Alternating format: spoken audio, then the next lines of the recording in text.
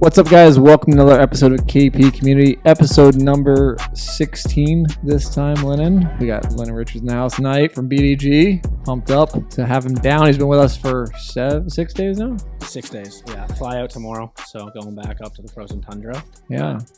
Yeah, been pretty cold down in Florida this week, but got to the beach today. You brought it with you. Yeah, that's what everyone's been saying. So whatever. Still way warmer than up in Canada. So yeah, thankful to be down here and learning from you guys, and yeah, appreciate the hospitality. Obviously, excited tonight to talk about kind of recap the week, talk a little bit about what we got going on, BDG, KP, all that good stuff. Big week to come down. Got to see a lot of professional bullpens and get hands-on with TrackMan data.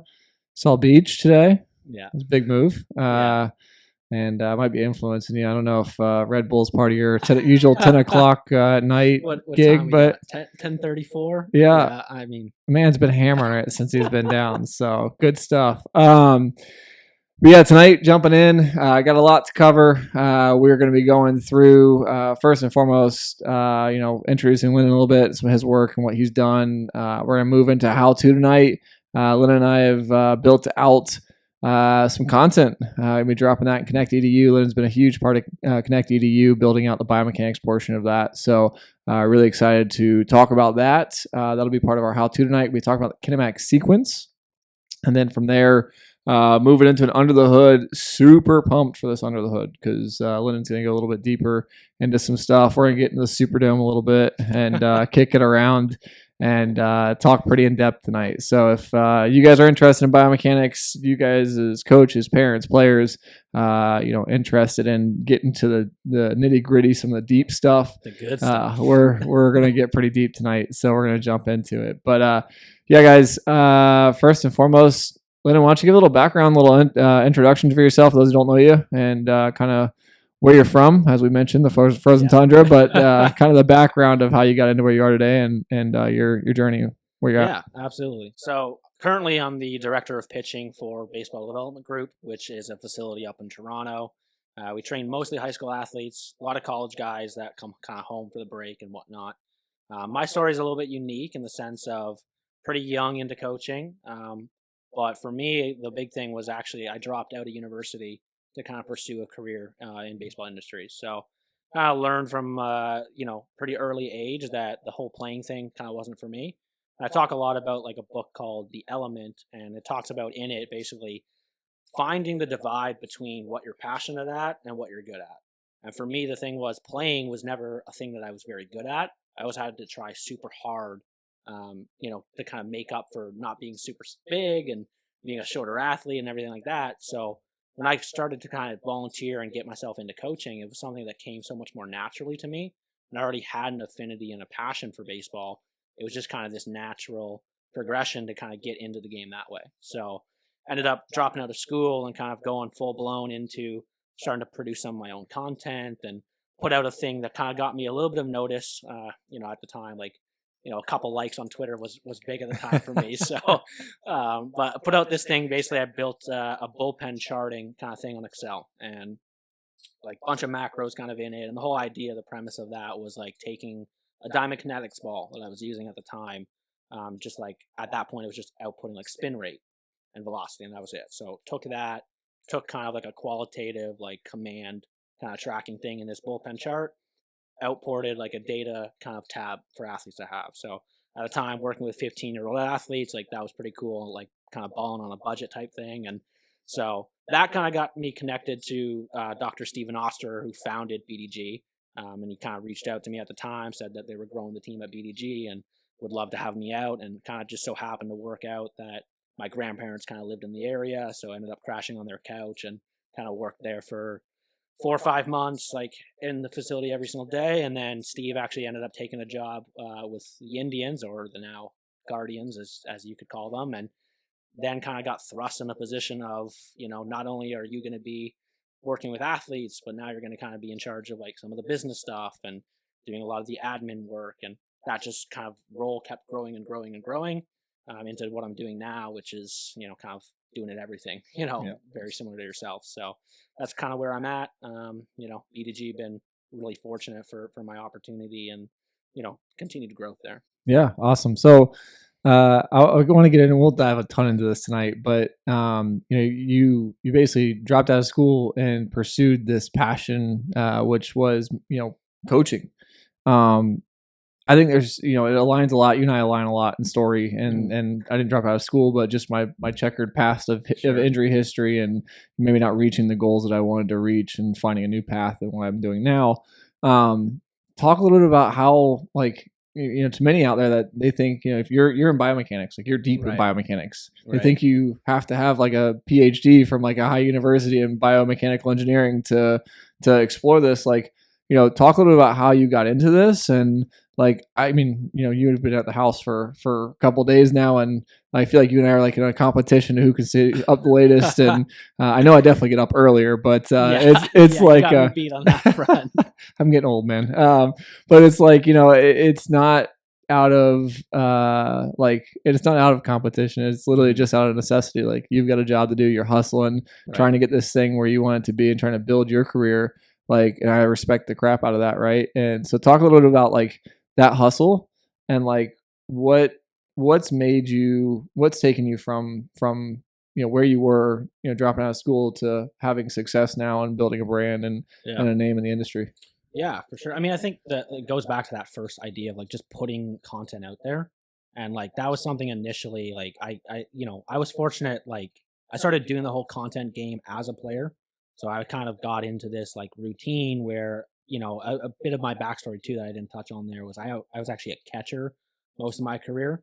So how I kind of got started into all the pitching stuff was by actually like dropping out of school initially my first time, converting to a pitcher, and that's where I kind of started to fall in love with trying to train and like doing all that stuff, working on arm action, like starting to throw weighted balls and stuff. And so for me, I just kind of wanted to document like my progress during that. And so I ended up posting, I think you could look back on my Instagram, but like I probably posted like 100 times in like that 6 months, kind of journey, and like, was trying to post like every single day, just what I was doing. And so kind of not knowing any better, when I got into the coaching space, it just felt natural to like start to kind of put my ideas out there.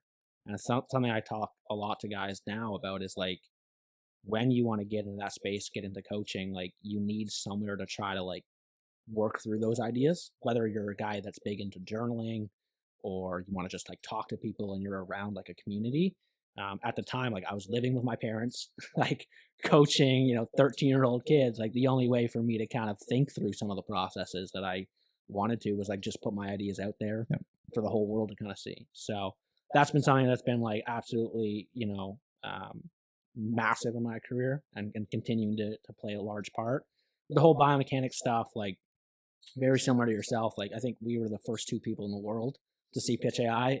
Dr. Mike Son, for those that are kind of familiar with his background, he's the research director at Baseball Development Group, which is really not like a full-time position by any means, more so in name than anything.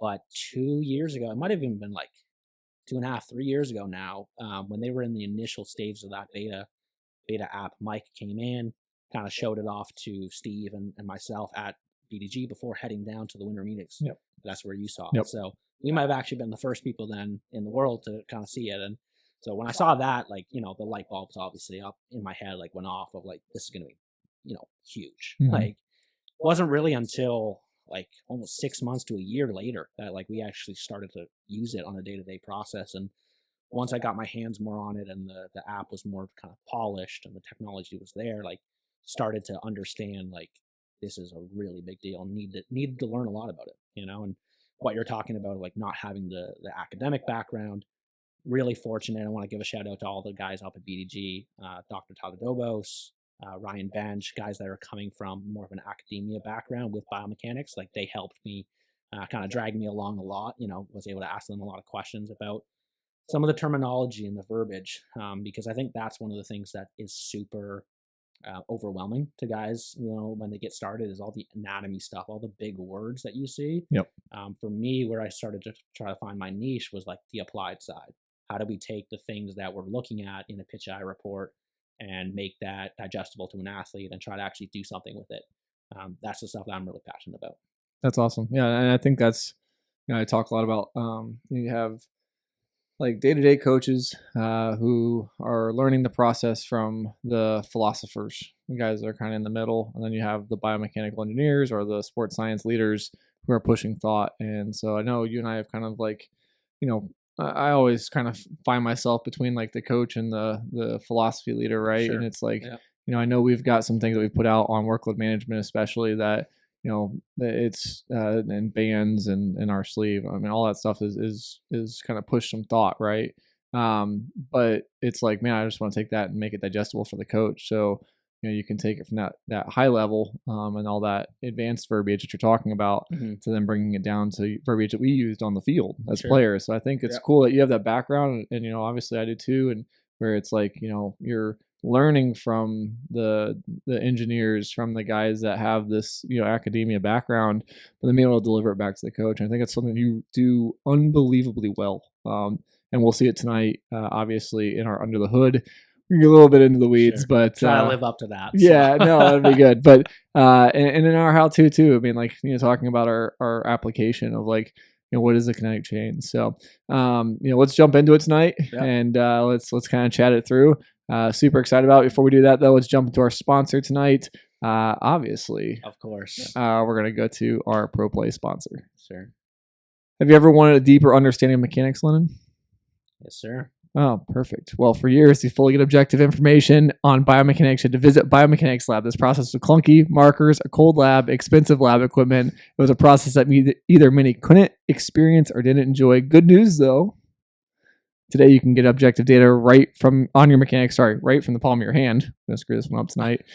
No more awkward, expensive lab. Just you and your phone. ProPlay AI presents to you Pitch AI. Pitch AI is a groundbreaking technology bringing lab-accurate data right to you daily. Never has understanding how to improve your mechanics been so easy. Lennon's a testament to that. Just capture, review, repeat, perfect your training anytime, anywhere. Pitch AI. Check it out today at proplayai.com. It's a great tool. Just check it out. Nice. And for those that are interested in diving deep, the pre-print validation is now out. Ooh. So the couple of the guys from BDG have co-authored that along with Driveline. Yep.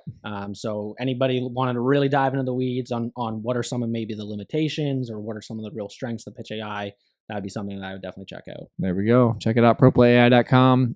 More updates coming from us on the ProPlay module in Connect EDU, where Lennon and Mike will both be a part of that, helping us out and bringing some context around things. So with that being said, let's move to our how-to tonight.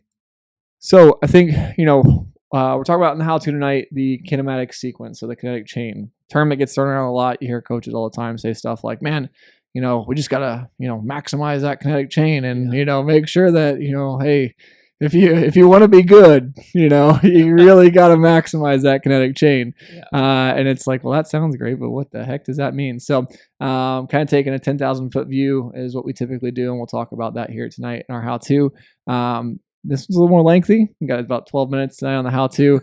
Lennon and I kind of kicked this one off and really got deep on the discussion, which I love. But, when we finish up tonight with the how-to, we'll come back. We'll chat about it for a second. And I think, we can simplify this a little bit, right? And Mike does a great job of defining this for us in our Connect EDU series. And, hopefully you and I bring some application awareness in this how-to. But really excited about the ways in which we are starting to be able to quantify this from the baseball community. Previously, it was just check it out on your phone and, slow motion. You're kind of thinking, man, if I can get this guy to do this with his pelvis or this with his trunk, but you didn't really know.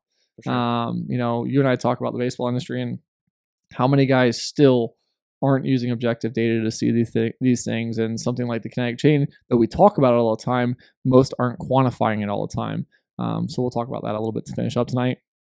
But with that being said, we'll roll the how-to. Lennon, what's up? Hey, Casey, how's it going, man? Great, dude. Great. Excited for today, talking kinematic sequence with you. First question I have for you today is, how do you use the kinematic sequence in your day-to-day process as a coach? Yeah, I mean, that's going to start with the assessment component, right? We need to understand how the athlete is moving and transferring energy. So, for us, we're obviously looking at the kinematic sequence through mostly the lens of the kinetic chain, right? How do the joints sequentially, peak their velocities as athletes transfer that energy throughout the throw. So, and then in the daily kind of training application from there, once we've assessed the athlete and if we're trying to influence the kinematic sequence, it's then trying to constrain athletes with various drills to target, different aspects, right? One of the big things for us is understanding that probably pelvis and trunk are the most influential or the easiest to influence in the kinematic sequence. Elbow and shoulder are going to be things that are a lot more kind of ironclad. That's the way athletes throw, and we're going to have to change the positioning of the athlete earlier in the chain to influence those types of events. Yeah, I love that. So, I mean, one of the things that we talk about here, our kinematic sequence is kind of our 10,000 foot view, kind of looking out right as you pop up that Pro Play app. It's kind of the first thing that hits you. It's a great, opening statement to help show the athlete, hey, this is maybe where we're off a little bit. This is where we need to dive a little deeper. So, for example, if we're looking at the pelvis, like you said, we want to influence the pelvis. We recognize that pelvis on the graph, where it falls on the graph. Maybe it's not right. Maybe it's a little off from where we want it to be.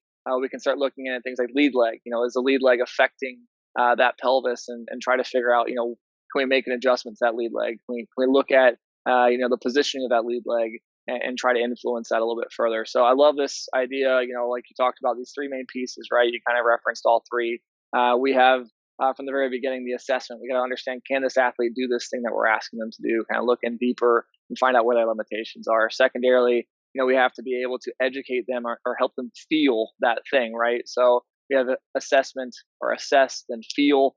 So walking that athlete through, understanding the key variables that are in that feel component, understand the timing at which these things are supposed to happen.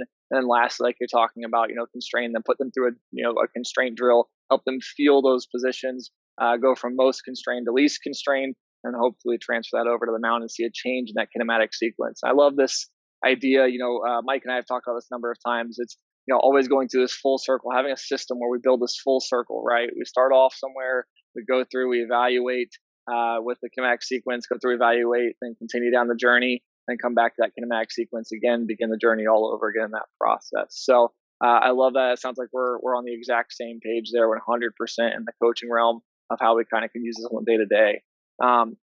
So when you reference, talking about this a little bit and kind of evaluating that kinetic chain, like I'm speaking of, where do you begin to reference the kinetic chain when you first open that app and look at it?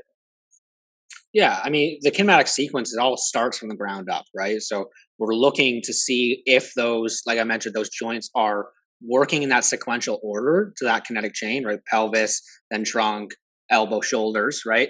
The other thing that we're kind of looking at the same time when we're referencing the kinematic sequence is looking at the positions that athletes are getting into and out of relative to the timing windows in that sequence, right?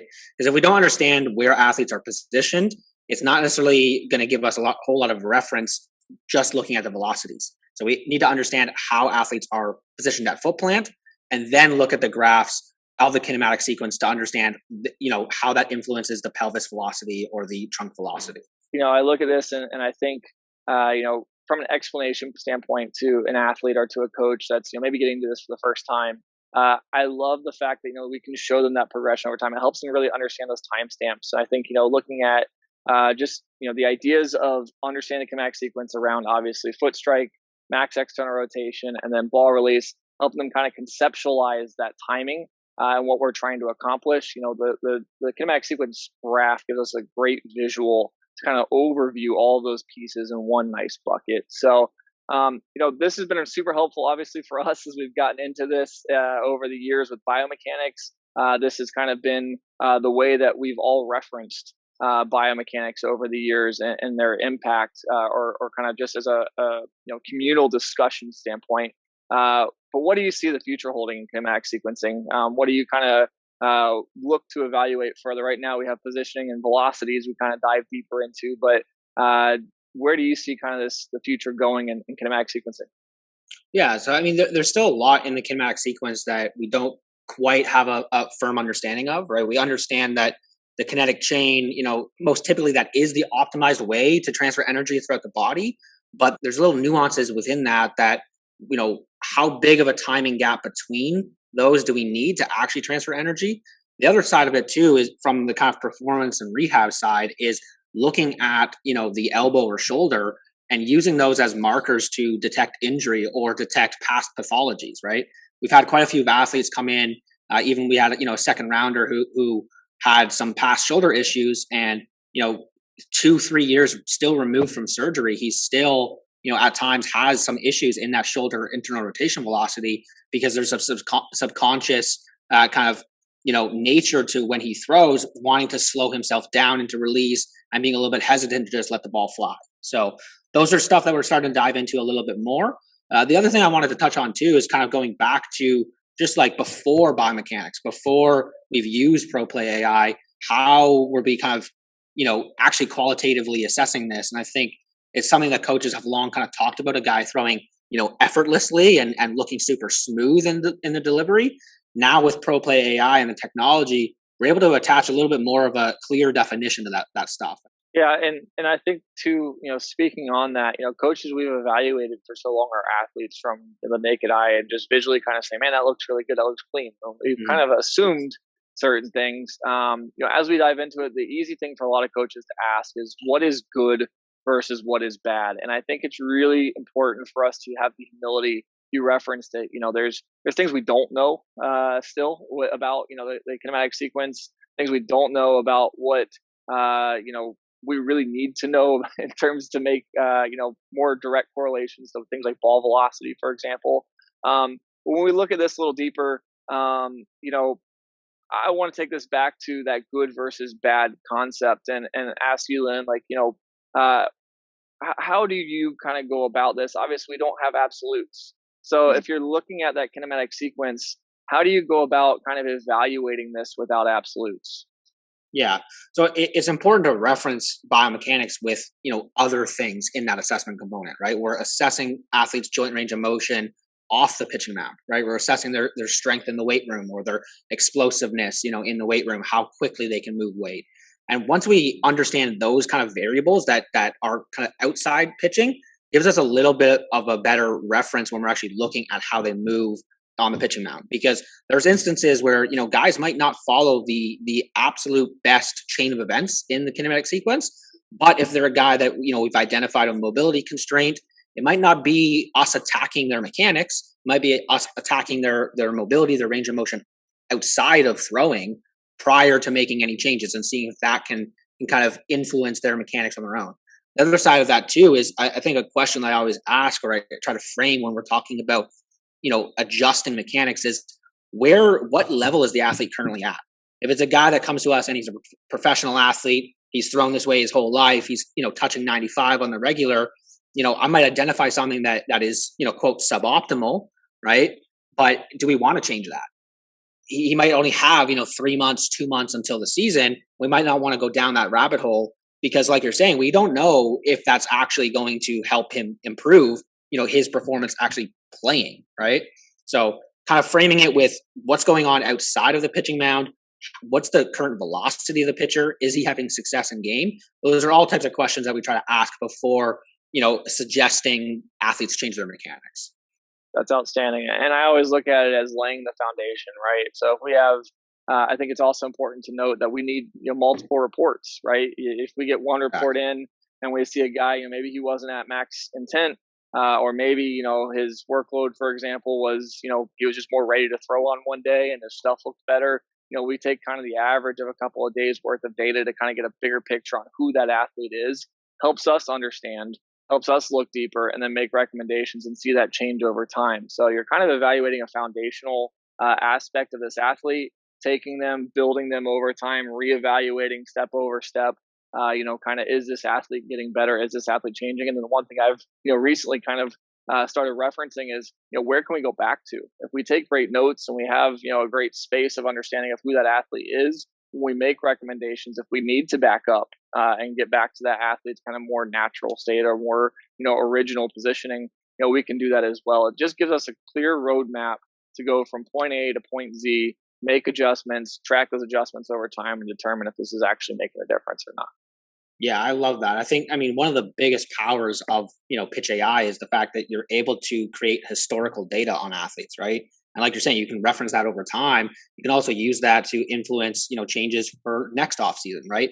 Maybe it's something that you can't get to right away because they're prepping to, go out and compete. But it's something that, like you're saying, you can take notes on and be something where when we do have the time, this is something that we might want to adjust. The other big thing that you touched on there, especially for coaches kind of first getting into this space, is the need to have multiple captures, right? It's such a basic thing, but it's something that I think people overlook all the time, because especially when you're talking with something like kinematic sequence, it's such a complex movement that the truth is, if you're evaluating just a singular pitch, it could just be a bad pitch. The athlete could have just not thrown, the way that they normally do. And they even themselves might, subjectively say, that one didn't feel great. So, going in that assessment and taking multiple captures, 3, 5 different throws to then get an average of what that a typical throw looks like for that athlete. Lennon, as always, appreciate the time, man. Thanks, Casey.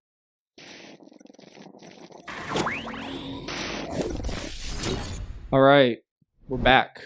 So,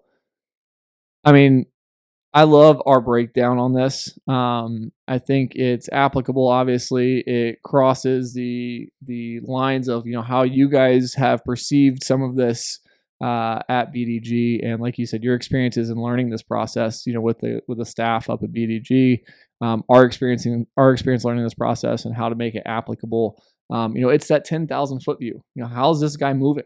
Is he moving well or is he not?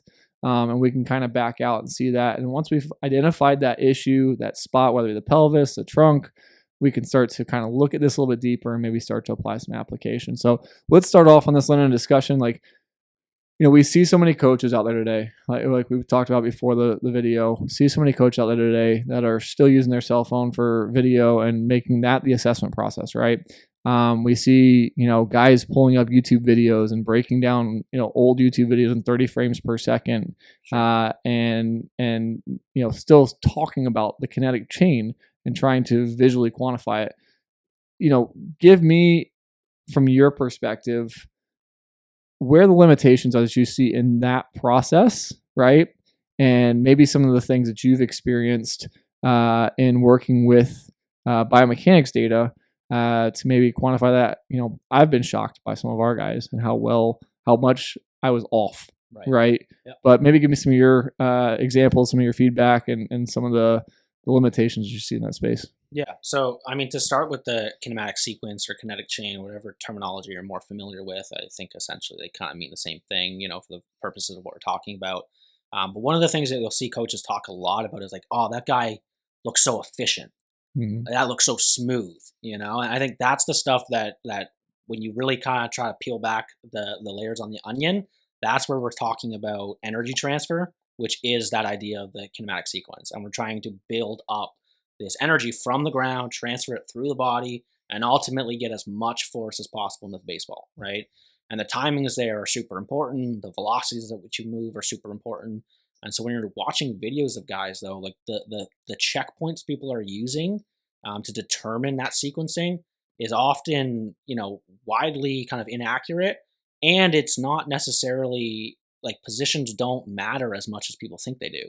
And so I know, we were in this bucket. I always used to assess mechanics qualitatively and would try to stare at a 2-dimensional video, look at a guy's hips in space, and be like, is this belt buckle more facing home plate or is it more facing me? And, what we found is after I did, pairing that qualitative approach with the pitch AI, early in the beta process, I was like, all right, man, I'm 30% here. I'm a good 1 for 3 on knowing where this guy's hips are in space. So if that's my marker for, is he sequencing his pelvis and his trunk well, we're missing a big piece of the puzzle. So one of the things I always say too is positions are a means to an end, right? It's how we're moving into and out of those that ultimately matter a lot more.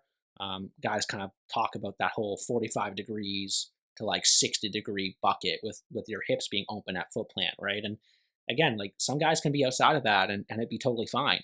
And we can get super obsessed with this idea of where the belt buckle is, but totally lose sight of the fact that that is a means to an end. That is, we're saying that because research and past experience kind of guides us towards the idea that normally guys that fall in that range seem to sequence well. But then what happens when a guy really does sequence well and he's not in that range? Do we tell him to change? Yep. But he's already doing the thing that kind of matters more well. And that's all the stuff that we're going to kind of get into more Yep. With some of our assessment process. But yeah. Yeah. No, and so I think one of the things for me that's kind of made me have that aha moment was, I didn't realize until I got away from looking at video constantly, until I stopped kind of using reference points, these like checkpoints, right? Yeah. I didn't realize how many times I was having conversations with other coaches about this stuff. And I recognized that we were like literally talking about two very different things, right? And so like oftentimes I'll hear like, we're talking about where the arm is at foot plant, and we have this ideal space of where the arm is at foot plant.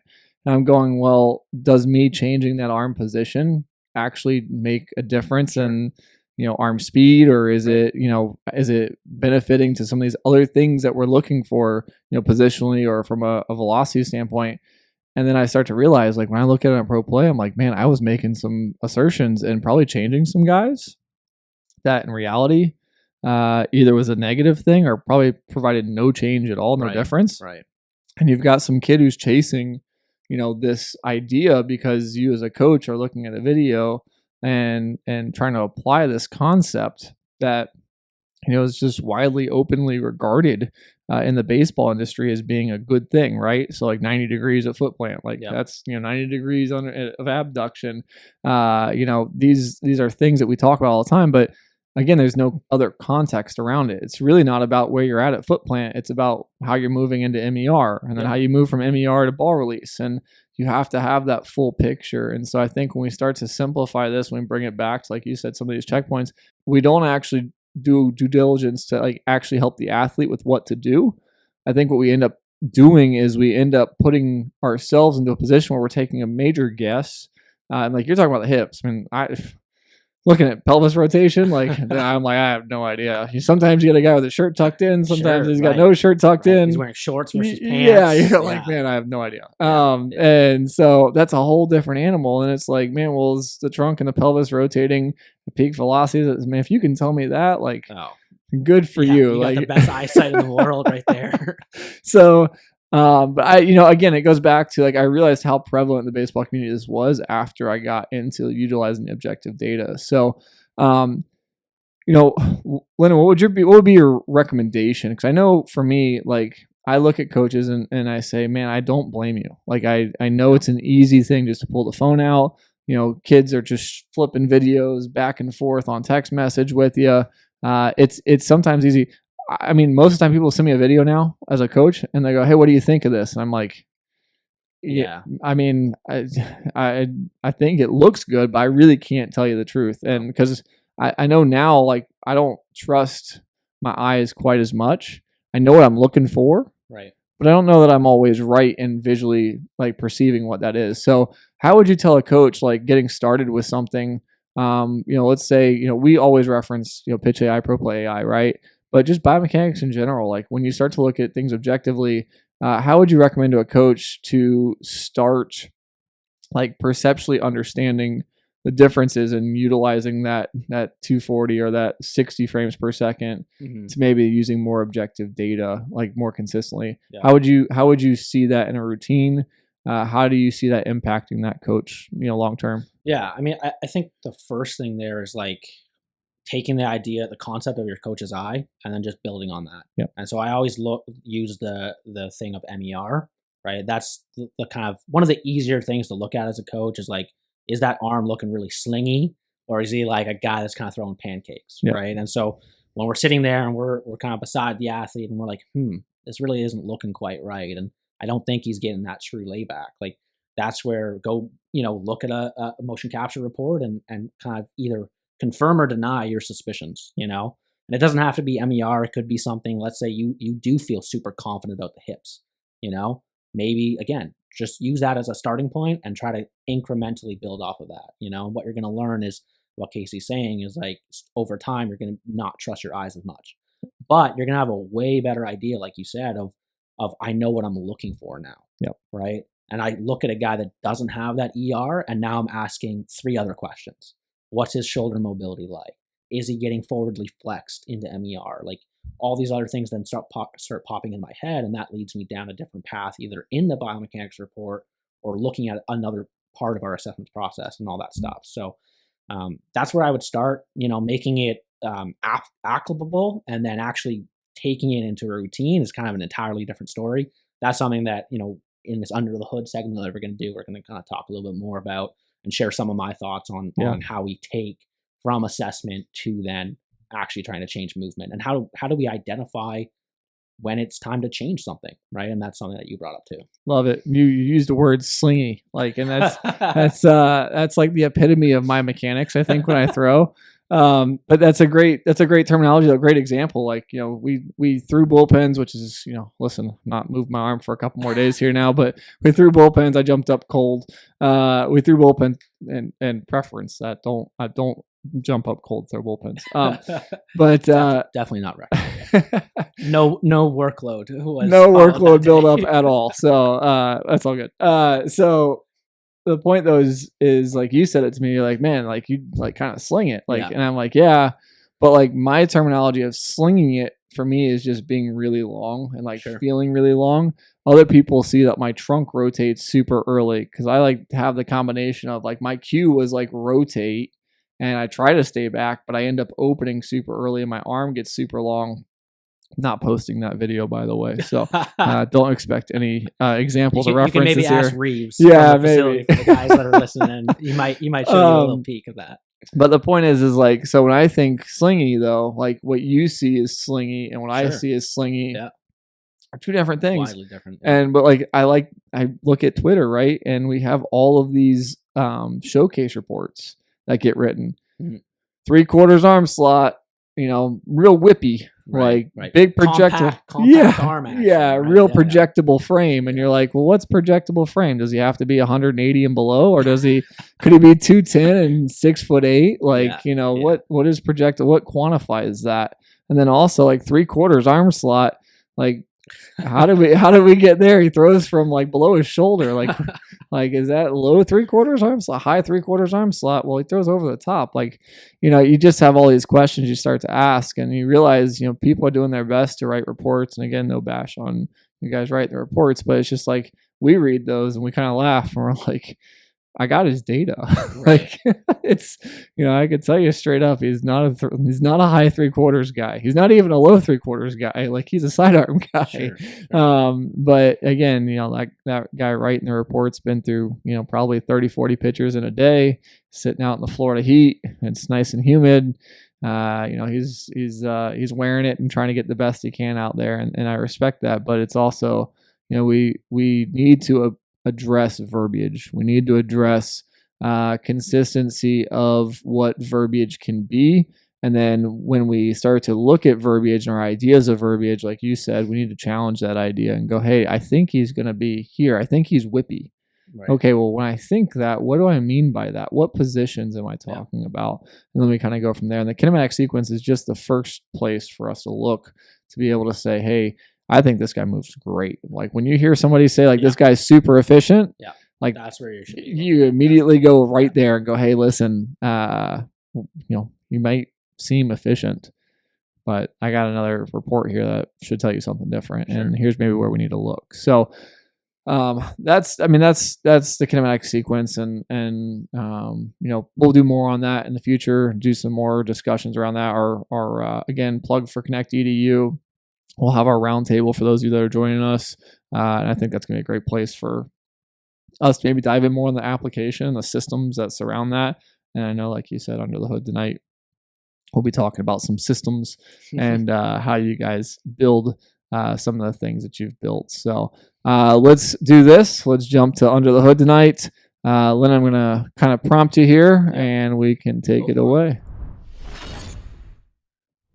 So before we get started with that, first off, Lennon, thanks for coming down. Thanks for joining, our community tonight and being a part of this. As we jump into our under the hood, I want to open this and say, this is the process you guys have built at BDG to analyze players, work through player development. We align from KP and BDG, we align so well in this, and it's something that I've enjoyed so much, talking about. there's some things in terms of assessment processes and technologies and things like that where we cross in different paths. Sure. But overall, the goal and the streamline of the process is very simple and very much the same. And there's a lot to be learned here. I've learned, this week, us sitting down chatting about stuff, I've learned things and, wanted to kind of go back through our system and kind of go, maybe we should try something like that. Right. And I'm sure you have as well through talking to Reeves and Garrett, myself, and kind of going through our process. But, I wanted to, as we put this up and obviously throw up the BDG logos and the BDG process, I want to just, commend you on that and, the process you guys have built. I want to recognize that as well. And, as research partners, there's a lot that we've worked together with the Pro Play team. And so shout out to them, helping us kind of both align our visions into the future. And I think as we continue to work together and continue to, do more work together in terms of the research and evaluating players and trying to find what works and what doesn't work, I just really do enjoy the synergies here. So with that being said, let's kick it over to Lennon's got a PowerPoint for us. Some wonderful video of guys. Let's hope it turns out well. Yeah, it'll be good. A lot of GIF game. So. A lot of content. Love it. So let's jump over tonight. We'll get started up with that. Yeah. And here we go. So starting up, we're going to be going through, obviously, it seems like our athletes are taking them from assessment to kind of reports and change and kind of giving us a little outline of that. So obviously moving document here on the screen.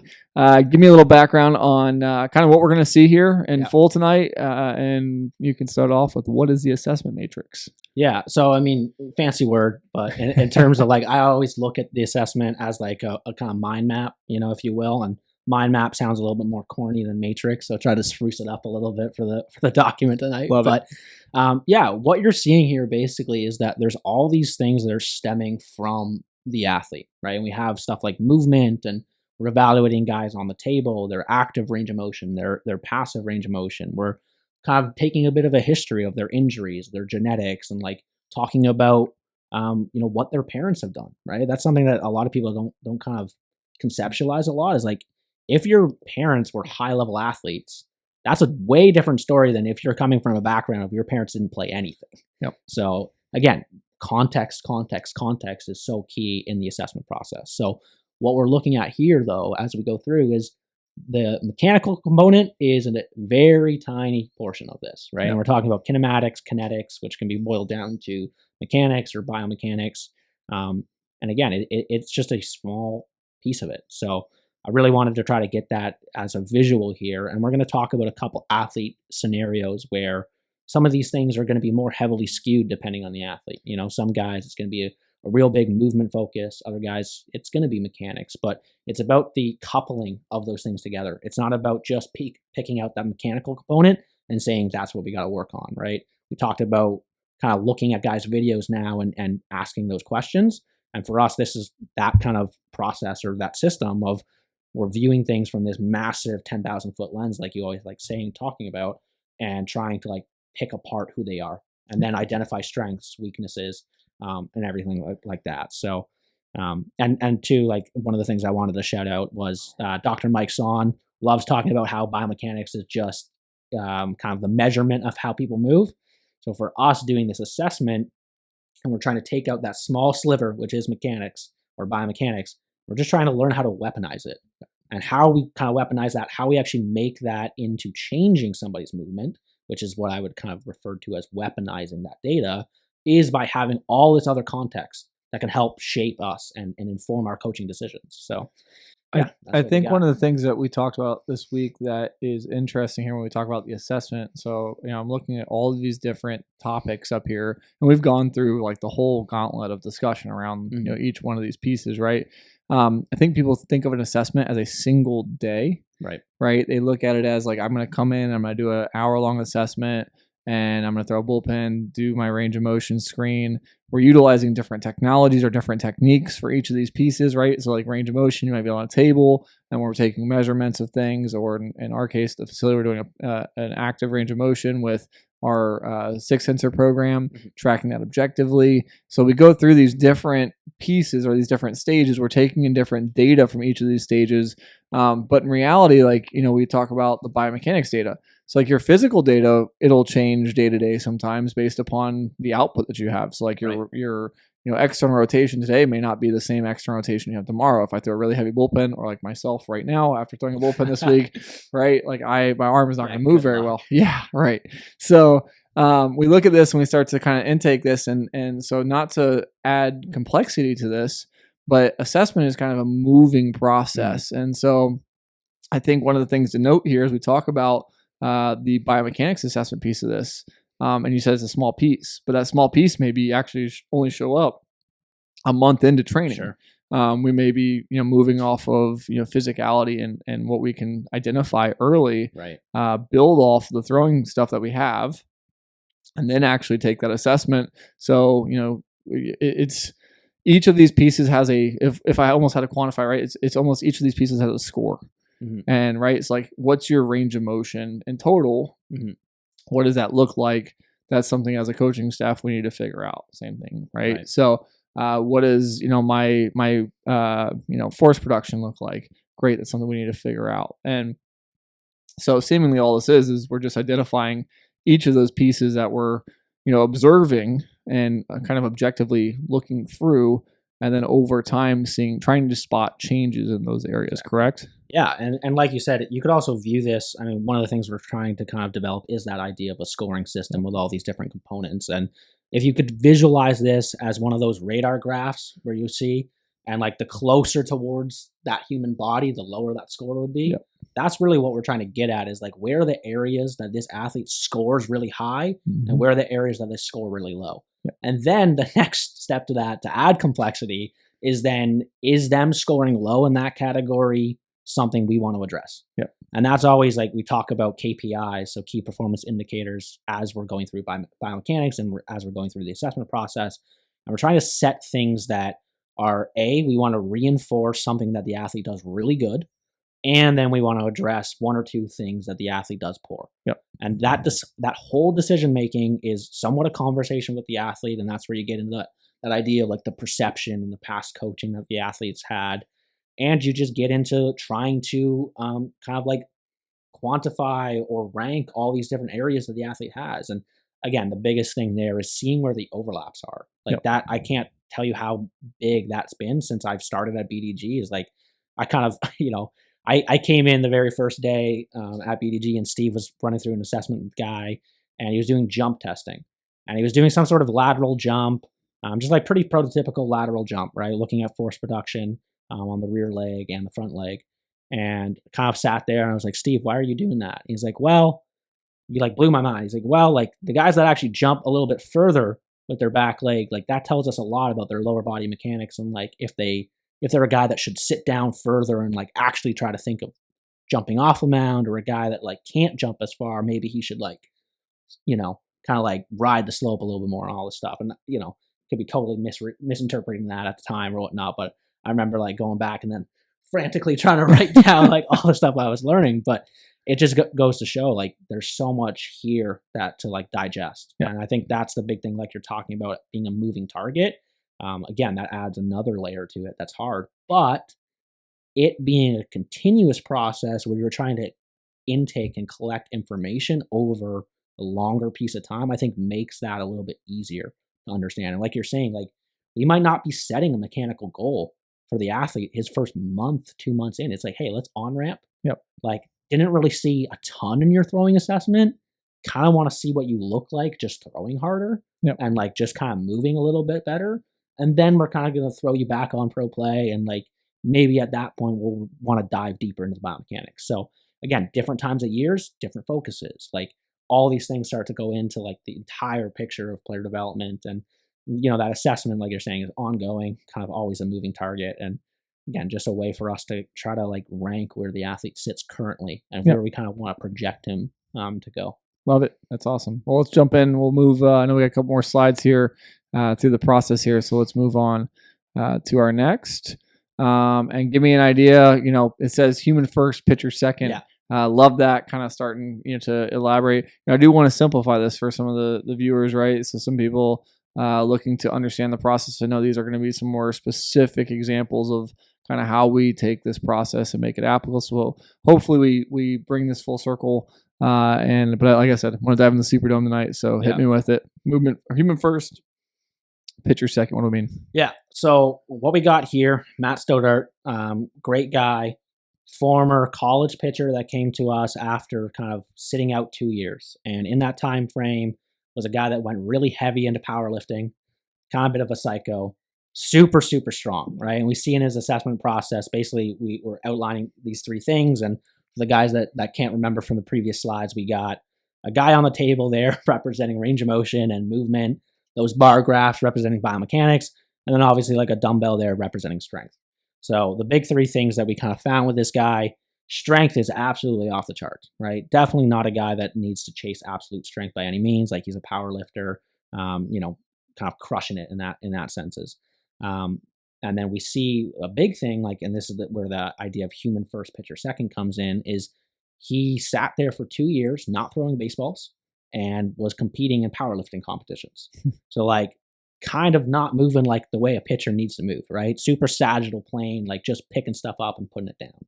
Not a lot of rotation, and started to look at his biomechanics and try to connect those things together. So if we dive into the next slide here, like we can kind of look a little bit as range of motion, take you guys under the hood into our process. So this is just one kind of piece of the puzzle for us. Obviously, we're looking at kind of every joint in the body, but we got a lot going on here.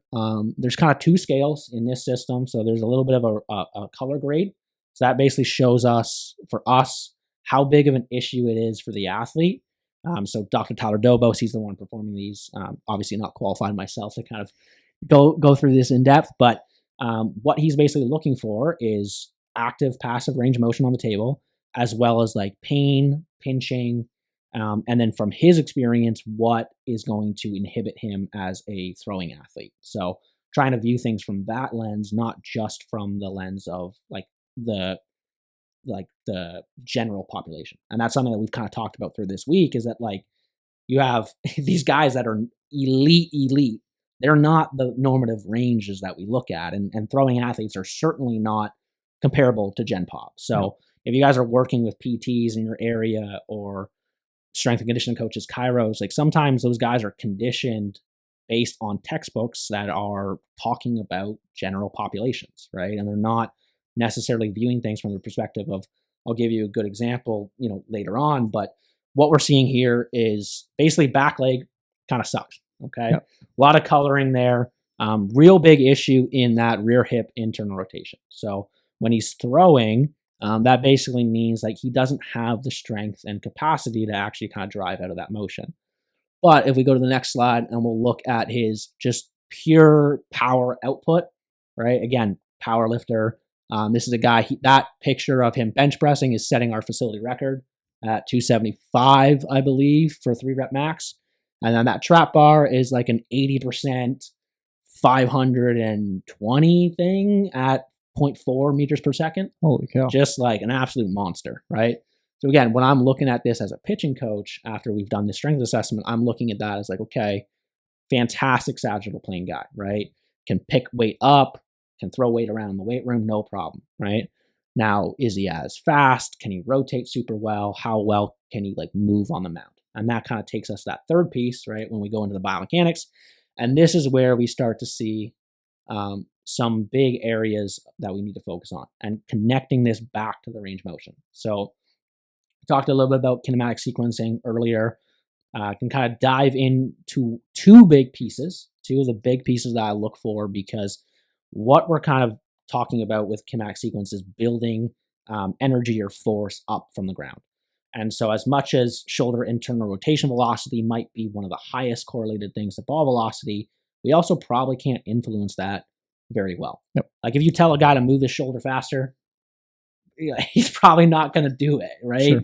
He needs to kind of try to do other things in his body to do that. So when I'm looking at this graph, what we notice is both of these lines, so the blue line being his pelvis, yellow line obviously being his trunk, these are kind of stacked on top of each other, right? Prototypical guy that, is rotating as one piece, right? Yep. Those two segments of his body is glued together. Now, if we go to the next slide, what we're going to see is kind of why these get glued together is because of that idea of compensation. So we go, kind of attach this back to the range of motion piece. We're going to see this video on the right. This is initial assessment. I think he's throwing 85 at the time or something like that. But if you're watching his back foot, you're going to see it really disengage from the rubber, right? And because what he's basically trying to do, again, referring back to not having a lot of internal rotation on the back hip, that abduction kind of being a little bit wonky, he just can't hold himself on that rubber. And we talk a lot about like heel connection or guys like trying to maintain a vertical shin. He's a guy that just can't do that. Yep. So what is his strategy to open up and try to develop like energy or force? It's to like throw himself down the mound and try to like propel himself forward. And you're going to see that trunk kind of opens up with him. And I think, don't have it off the top of my head, but I want to say his trunk was like 20 degrees, 25 degrees open, something that little bit suboptimal, right? Yep. The question that probably everybody would have is like, why is all this important? That being that the more energy we can create early in the chain, the premise being the more energy we can transfer later in the chain. Yep. So as much as his shoulder IR probably wasn't something that we looked at as being like terrible, it's also like, let's try to make this guy a better human, yep, seeing what mechanics can kind of happen. So all we did with this guy, video on the left there is basically a constraint drill, like a modified rocker. And this is after probably a month of doing some targeted mobility stuff. And you're going to start to see just that change in movement pattern, right? Yep. Not really trying to cue him any differently, but you're going to see him try to kind of put more force in the ground in a vertical axis, right? And then kind of popping that hip open into, foot plant. So we're going to kind of dive into this next slide here and we can show you. So before we move on that real quick, I want to jump in on one thing. I want to say the one thing that really jumps out at me here, which was cool, is you took a month and you developed, like you just said, it took a month. And I went through, we pushed him on the mobility side of it. So I think a lot of coaches, especially in this pitching space, one of the first things they want to do is apply a drill. So when we look at this, like, again, we're showing drills, right? But we have to recognize that, most pitching coaches, they want to just apply that drill first. And reality is it's time. We're looking at a timeline here, right? Where you guys said, hey, we have assessment day, initial assessment day. We go through, we look at this component of, he's going to be a pitcher. Like, he's going to work on some stuff. Yeah, he's throwing, we have metrics on him, right? Throwing 85. Great. What he really needs right now more than anything is to absolutely become more mobile. Mm-hmm. And we need to start helping him understand as we apply drill work, this is going to take time. I think, one of my favorite, quotes, and I can't remember where I found it or who said it, but he said there was a quote that said, "Idiot, it takes 8 weeks." And it was just like this quote. So I laugh. I'm like, man, like, to create habits, to, fundamentally change the body, to actually see change, it usually takes about 8 weeks for us to actually, push things into reality like that. And so in this case, you look at a guy and you go, okay, 4 weeks, like he's going to start moving and start going through this stuff, start grasping some change. And then 8 weeks, we should start to really see that actual change apply. Most coaches will go 2 weeks with a drill. Sure. They'll get frustrated. This guy's not doing the drill. You're not listening. You're not paying attention. You got to work harder. And it's like, well, no, actually, this guy needs the physical side. Yeah. And you need to give him time to actually change. And then we need to get, and so I think there's this common mistake, and I'm guilty of it too. Like, at times I get kids that come in and they're so desperate. They want to learn immediately. And they've been watching stuff on Instagram and they see all these immediate quick fixes and all this stuff, all these gadgets that you can wear and, all this stuff. And it's like, no, recognize this is a process. And I love you kind of defined it, right? You said human first. Mm-hmm. Like, listen, we got to get you, if you're not built yet for this, I'm going to say it till I'm blue in the face, but I can't change anything. Like, you have to be able to do this thing physically that we're asking you to do. And then I will sit and we'll get through the drill work. We'll get through the changes and we'll make this work. So love that. And obviously identifying that is where it starts to, be able to make the decision. Should I send him this way or should I send him this way? You talked about from the very beginning, taking these multiple pieces and you might have 8 red flags. And it's really not always about trying to address all 8 flags at once. It's prioritizing those red flags and saying, hey, listen, you've got a huge IR issue on the back hip and we need to fix that. Right. It's not going to be, you may have watched some guru online talk about vertical shin angle and about all this other stuff. But man, listen, you're probably physically not going to do that. And that's okay. We still need to address that. We need to get you to physically change that. But as that's getting physically changed, why don't we work on this other thing? It's probably more easily grasped by you early, and let's fix that first, then move into this, and then move on to addressing the rest of our red flags. Yeah. So a big thing too with that idea of human first, right? So in this case, we're trying to tie it a little bit to performance, right? We saw in that kinematic sequence a little bit of wonkiness there, and he's not disassociating those 2 joints as optimally as we want. But it's also going back to him just being a good human. And so the more range of motion that we have, the more movement strategies that the athlete is afforded on the mound. So when, let's say, he's throwing on a shittier mound and his back foot is in a wonky position, or he's throwing uphill because of the slope and all this stuff, again, he has more strategies to deal with that. He's just more robust. Yep. And that's something that we talk about all the time. So as much as this guy, we're trying to tie it a little bit to his performance, and we'd expect to see some of those pitch AI metrics change, and then thus in turn expect some velocity increase or what have you. We're also viewing it as again, initial assessment comes in right after the fall. We're kind of going to deload him into building up again, and why not make you a better human? Yep. Why not give you the ability to maybe move a little bit better on the mound, but B, just feel better, right? Yep. Just be a guy that can actually, not sit there on a foam roller for 30 minutes before he can throw, right? And that's a big thing with some of these older college age guys that you'll see is they've been kind of on, running around the block a lot of different injuries and different things like this. And so kind of attaching it always back to being a good human. Yep. And again, even if the guy doesn't have major red flags on that range of motion screen, and we're not necessarily seeing that kind of overlay itself into pitching mechanics, it's still always a good option to train, right? Yep.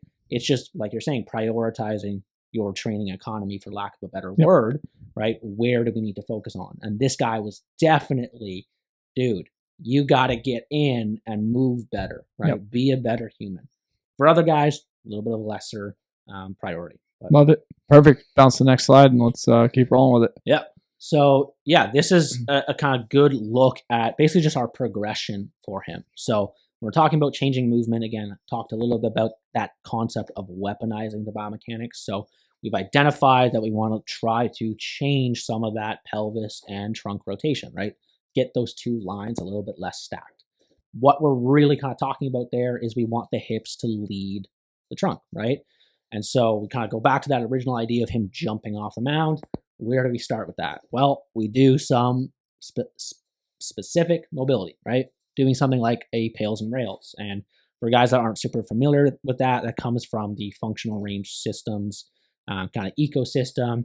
Basically just a passive stretch paired with isometric strength training. Yep. And the idea being that we're going to take the athlete basically to his end range where he starts to feel uncomfortable. So we kind of refer back to, when he's sitting there on the table with Tyler and he's able to get that pinching sensation in his hip. Okay, let's find a position where you kind of get some of that. Not painful, right? But we're going to kind of take you where it starts to get uncomfortable. And then we're going to incrementally start to load that position. So we're trying to kind of push into it and out of it over time, kind of build some range of motion. We're then pairing that with maybe some weight room work or individualized dynamic warm-ups that are allowing him to kind of move through those ranges that he's starting to open up. So here he's doing kind of a duck walk, where he's just kind of waddling back and forth, trying to get some movement in those hips, and then he kind of gets into throwing, right? Yep. And we're starting to look at now pairing some type of constraint drill where he can really feel that back hip starting to work. And important, for him is that it's not necessarily about, like you're saying, seeing the change immediately. It's more about understanding like what I want to kind of feel, understanding, being a little bit more free with my hips. And in this case, again, not throwing off the mound at high intensity, but still wanted to try to get something in his hands that he could kind of try to work on this with a slope. So just threw him into a med ball drill, kind of trying to cue him into like pushing into the ground and not trying to leap out of it. So again, that's kind of our approach to changing movement with this guy. And thus far, it's been pretty successful. Awesome. Love it. Let's move on to the next one. Yeah. And this is just the next athlete, right? Yeah. And kind of the same process and again, evaluating any final like closing statements on our previous athlete and kind of the maybe like a conclusion on like how did that process end up for him from the beginning. Obviously there was a time period of change, like, you know, obviously I'll be the first to admit, like, not every athlete that walks our door is successful, right? We implement strategies, we have these plans, and we talk about them a lot, and we openly state a lot of our successes. But like, I think it's also important for us to sometimes identify some of our failures, like, and say, hey, listen, you know, we sometimes just need to go back and reinvent the process with an athlete, or the athlete needs to be more focused through the process the second time around. But taking ownership where ownership is important, you know, we recognize that these systems aren't perfect. They're a process for us to more objectively look into what may be real versus not real. But tell me a little about like the you know, the success story maybe behind this first athlete, and you know, what was the you know kind of where are we at over time now? Obviously much larger time since we built this, but like give me kind of the timeline here on this. Yeah, so I mean, we worked with Matt for, I want to say 3 or 4 months. At that time frame, right before that ending of that period, I think he was up to like 87 off the mound, but more importantly, felt amazing for the first time in his life in terms of his movement. So he was a guy that he was working like a full-time job, like desk job, as he was kind of training with us. I would always talk about like him kind of finishing, clocking out his 9-to-5 day and being like, dude, my hips are like done. Like just can't sit anymore. But after that 4-month period, Matt actually kind of had a change of heart and a change of focus, and he went back to powerlifting. So awesome. Yeah, I mean, guy is like obviously super strong, as you saw. So seems to love the barbell kind of more than playing. But we kind of gave him, you know, a sense of maybe there is more in the tank. And like you're saying, not every athlete is kind of willing to do that work or willing to, you know, to go down that avenue. Kind of talks again to my story of like finding what you're good at, finding what you're passionate with. And so Matt is a guy like he's super good at picking weight up and putting it down. It's awesome. It sounds like that's what he's passionate with. So that's where he's at right now. Well, it's in terms of like the strategy of the time that, you know, he obviously transactionally focused, like came in, wanted to focus on getting better. You guys gave him a platform in which he could do so. Obviously saw some sort of result there, and obviously a great story for the process. And you try to replicate that over and over, right? And you know, again, it's, you know, not making false promises around like, hey, you're 5 miles an hour and stay healthy. Like it's, you know, it's not that promise, but at the same time, like we're really looking at equipping coaches with strategies and equipping players with strategies. So when you go through your cycles annually and you're looking at like, hey, you know, I got to go in the off season, I got to move to in season, I got 4 months of all season, I got, you know, 8 months of in season, whatever. Our goals are to help you understand how to strategize and systematize that process and those time frames to, you know, best strategically win. Ultimately, this all comes back to one thing, which is we're trying to get on the mound and win baseball games, right? And so I think that's, you know, kind of our role and the transparency behind it. But obviously, an awesome story for our first example here. But let's dive into the second. We got Carter here, and obviously the second story behind this. Yeah, so really fired up to kind of share this journey with Carter. Obviously a guy right now, he's on the kind of draft bubble. So he's playing in junior college right now down in Texas. Might be a guy that kind of hears his name called this summer. But really cool case with this guy, kind of, it says on the title there, perception, and kind of threw in like a chain link with action. So big kind of concept in like motor learning right now, guys in like ecological dynamics, talking about basically how the athlete perceives their environment and what they're doing on the mound and their movement is going to ultimately drive a lot of what we see as a coach. So again, kind of throwing it into 3 buckets here. We got that range of motion still, right? We got this light bulb to indicate that idea of perception, what he's thinking internally. And then again, attaching that to the biomechanics. So one of the things that kind of wanted to touch on, you know, especially with that range of motion one, and we'll kind of talk about it more fully, is just that this idea that we're not always trying to chase more range of motion. That might be like a long-term goal for the athlete. Again, just being a good human. Carter is a guy that had like decent enough mobility, but for him, it was learning how to use that more effectively. So that's something that we can kind of talk on more here. Sure. Awesome. Let's move on to the next. Yeah. So this is the range of motion screen, kind of same thing that we saw with Matt, looking at his hips here. A lot of coloring, but not necessarily as bad as Matt. So Matt had that big kind of problem in internal rotation, and we saw like a red score on that. So Carter's a lefty, obviously, with you saw in that video. So we're looking at that left hip, and it's not amazing, right? Definitely some issues there. Most notably, in internal rotation, again, big common finding that we see with guys, right? They hang out in ER all the time, squatting heavy and doing stuff like that, and sitting all the time. So as well as abduction was a little bit of a problem. And then the only other thing that I wanted to touch on here, and something that I actually was talking to Reeves about a little bit this week, is the idea of lead hip internal rotation. Yep.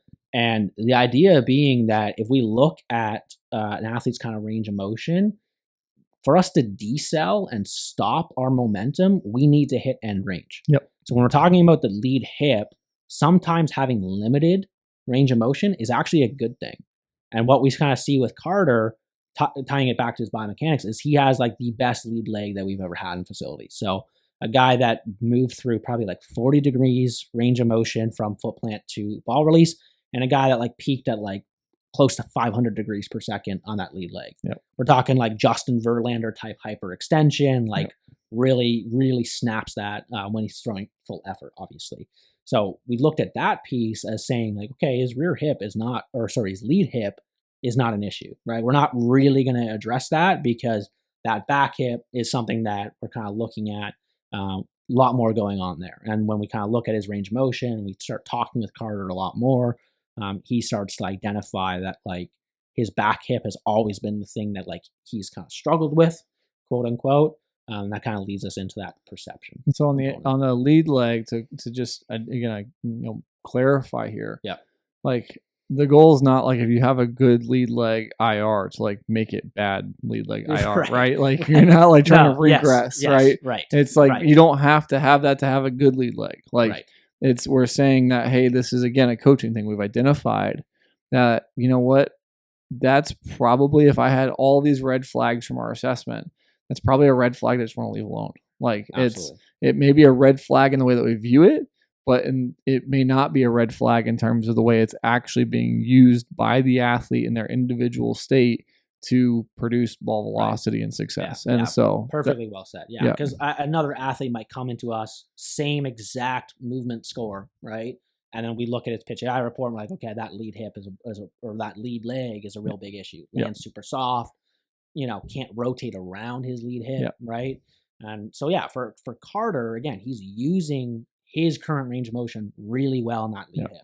What we're seeing, he's kind of not using the range of motion well on his back hip. So, and that's a great example of where I think, like we talked about the objective data from biomechanics and visually perceiving something versus actually objectively perceiving something, like being able to do that with an athlete, again, like utilizing a video, especially off of like YouTube and seeing it like 30 frames per second versus like really looking at real biomechanics data. This is where we can start to individualize and like you said, I like the term weaponize. Like you can really weaponize biomechanics in this space to be able to individualize the athlete.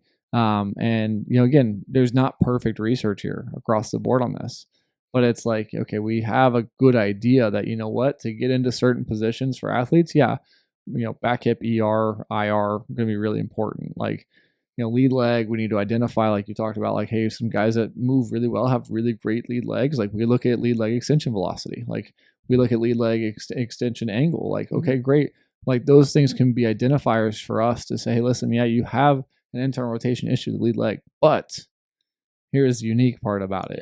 You're doing a really good job in doing this, so let's not touch it. That becomes a less important red flag for us, moving other red flags up the chain to say, hey, let's work on those things. So cool. Moving on to the next slide. Keep on with Carter's story here. So perception. So this is kind of touched on it a little bit. Carter came to us with a really good understanding of what he wanted to work on. And that's always awesome to work with as a coach. A guy that came in and said, okay, my coach is back in Texas. Like this is what we've kind of been working on. kind of feel like they're leading me down the right path, but he came into us looking for a little bit of a third party opinion, some more objectivity, showed him that we have Pitch AI and showed him that we're going to collect data on him. So went through that entire assessment process. And as we're kind of doing that, we're talking more and more about like Carter's process and like, how do you throw? How do you think about how you move? And kind of luckily we had a little bit of background story on Carter. Like he did train at our facility a couple years prior to this. So we have some old video kicking around and kind of knew him from his high school days.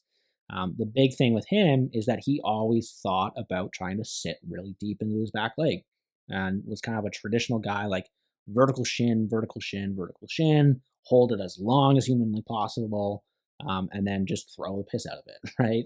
And we kind of tie that back to his range of motion.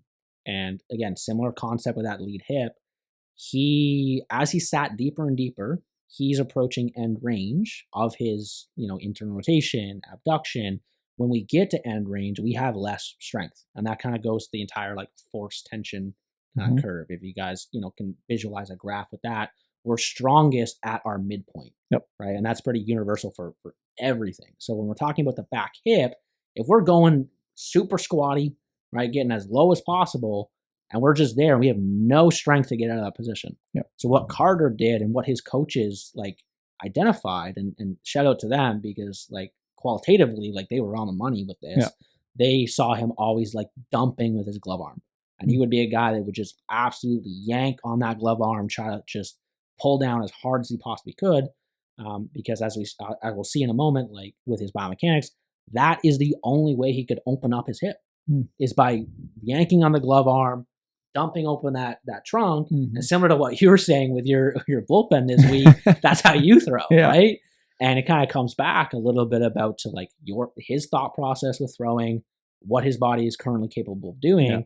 So tying it again to the range of motion, it's like, we could sit here and increase his range. And that's more of a long-term thing. Again, he came to us in the summer with only 6 weeks kind of to work with him before he headed back to fall. So we're kind of looking at it a perspective of like range of motion isn't massively limited. It's probably easier for us to like reshape his thought process to use what he currently has better. So again, going to ranking kind of things, right? We're seeing that back hip.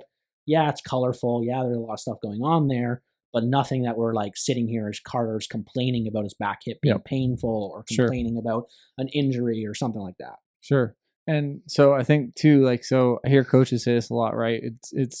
I love that we brought this up. So I hear coach all the time, you got to get more into the back hip. You got to hinge, you got to hinge, you got to hinge, you got to hinge, you got to hinge. I hear that term all the time. Hinge. I'm like, what? Like certain guys can hinge like really well. Certain guys can't. Like there's other parts of that, right? I also hear stride length. You got to push. And it's all about like, trying to get more and more and more stride length. Well, you talk about like in ranges. If I'm getting way out there in stride, right, it's going to cause me to land even deeper into lead knee flexion in many cases, which makes it almost impossible for some guys to, one, rotate, two, get out of that lead knee flexion in proper timing. So like when we start to really push our athletes, again, if we are addressing things without objective merit, right, and we're saying things because it's just been oral tradition, it's been passed down generation to generation, we start to recognize that, we might be putting the athlete in a place where, we see a velocity gain, right? We see a velocity gain. Guy increased his stride length. Great. Well, more is not always better, right? We see this guy make a jump. Doesn't mean that we need to add another foot of stride length into his stride. That change that you made may have been the right one, but continuing to make that change, continuing to encourage that thing that was successful once may not be successful twice. You might see a regression. So you talk about observing that curve, like you may have pushed a guy into that middle range, right? And then if you start to try to keep pushing, you're going to push him off the backside of that curve. So I think that's a really cool example and good discussion for, again, what we hear verbally from coaches, just because it's been passed down, just because it worked for them, right? We've got a guy who throws sidearm. He's a reliever. He's got some funky stuff. He runs the ball up 95, 97. Like I watch his lower body, and I mean, you and I talked about this week, and I watch his lower body, and I'm going, well, we could change some things and probably make some, but how much do you really change it? You're talking about like a really small, minute change. Return on investment. Right? Yeah, Like, and that's exactly. what it comes down to. He's going to be a guy who's going to run it up there in a game with a hitter in the box. Like we're in the off season right now, and he's not throwing as hard as he usually does. But it's like, man, like, small change could be big outcome. And so again, it's not just, most coaches would look at him like, there's no way you can throw like that. Like, he shouldn't be acting like, and it's like, well, no, he actually for years has been one of the most successful, individual arms that I've known. Right. And quite honestly, some of the nastiest stuff that I've seen. Yeah. And it has nothing to do with stride length. Yeah, I mean, it's a really interesting topic that you bring up there, and you even mentioned like the idea of velocity gain, and coaches kind of using that as like justification for changing stuff.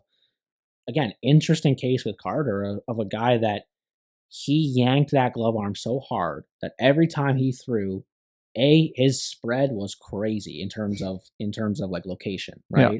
And that was something that, he actually went to College of Central Florida here for a year. And that was just something that, kind of every coach kind of said about him. It was like, man, like you got to dial that in to get to a 4-year. And, if you want to continue to progress in the game. And so we look at that, and Carter was a big guy that had an effortful delivery, right? Was a guy that was like trying to throw super hard. Not necessarily because he was trying to blow up the radar gun, but more so because he didn't have the capacity or the knowledge to use his body the way that it's designed or can be used. So for him, initially, like velocity started to kind of go down because he didn't have necessarily the intent. And one of the really cool things, I don't have it in this slide deck, but the very first day that he hit 96, so hardest pitch that he ever threw, it was in a bullpen where he was kind of sitting like 91 to 92. And like randomly throws this pitch at 96, and like it's over the catcher's head by like a good 1.5 feet, right?